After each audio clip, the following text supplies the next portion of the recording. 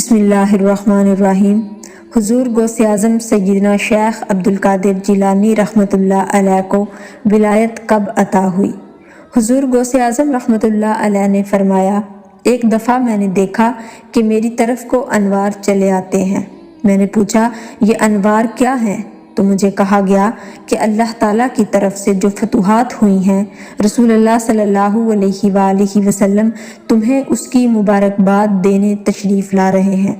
پھر یہ انوار زیادہ ہو گئے اور مجھے ایک حالت طاری ہو گئی کہ جس میں خوشی سے پھولا نہ سماتا تھا۔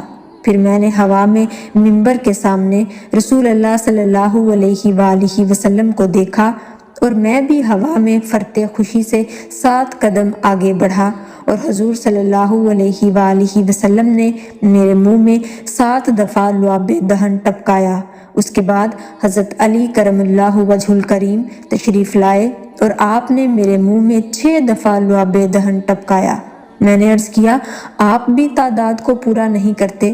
آپ نے فرمایا، حضور صلی اللہ علیہ وآلہ وسلم کی گستاخی نہ ہو۔ پھر مجھے سرور کائنات صلی اللہ علیہ وآلہ وسلم نے خلعت عطا فرمایا۔ میں نے عرض کیا، یہ کیسی خلعت ہے؟ آپ نے فرمایا، یہ اس ولایت کی خلعت ہے جو قطب الاولیاء سے مخصوص ہے۔